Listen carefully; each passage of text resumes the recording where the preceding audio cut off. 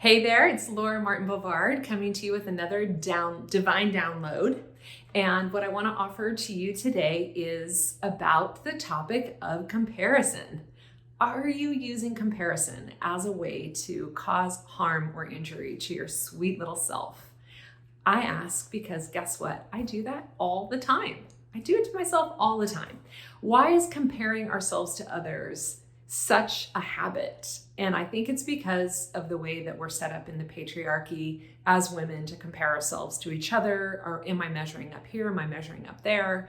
I know in my own past, I've been deeply hurt when people use me as a way to compare my life to their life, and then they suffer, and it makes me just feel so badly because I want to just live my biggest, best, juiciest life without having anyone compare themselves to me, because I'm a pleaser.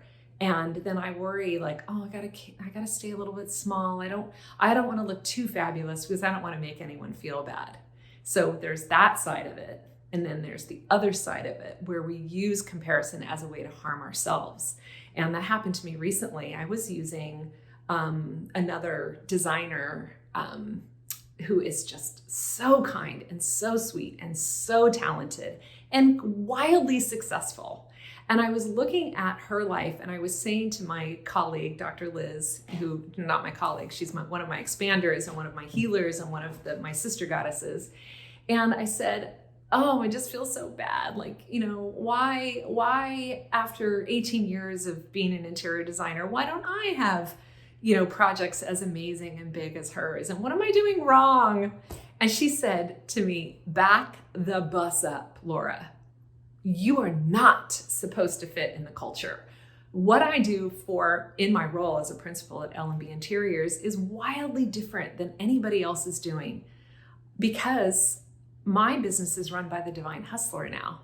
And that alter ego is creating something that I never even imagined was possible. Like, I'm finding a voice that I feel this passion to share with other beauty makers and other sister goddesses, what my habits are in all of these different areas that I have found mastery in marriage and being a curator of people and of beautiful interiors and all of these things.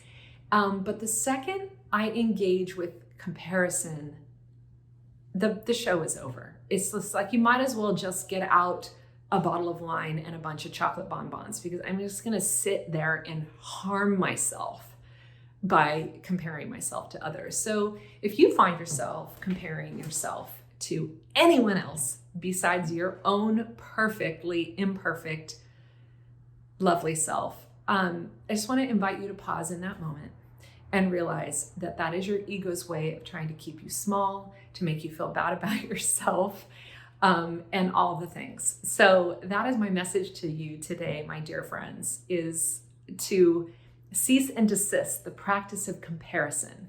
And when you do, watch what happens about how much permission you give yourself to just be you, because you've stopped that. And that, I will say, is especially true for anyone else who is in the business of interior design, as I am, because our industry is all about image. It's all about, like, have you been published? What's your client list? How long do your employees stay with you? How much clout do you have? It's all ego driven. And with the ego, there's no winning.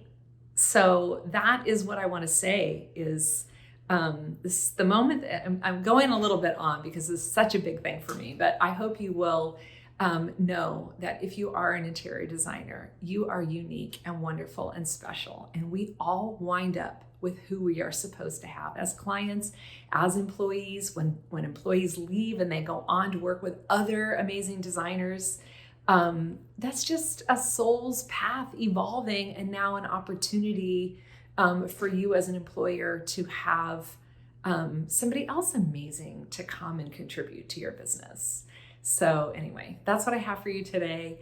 Thank you for tuning in. If you like this video, please give it a thumbs up. I'm so eager and excited to share Divine Hustler wisdom with everybody. And click subscribe. And of course, share it with your friends. Let them know there's a new voice in the field, inspiring beauty makers to have amazing habits and to live their most expanded best life. And I thank you for following along.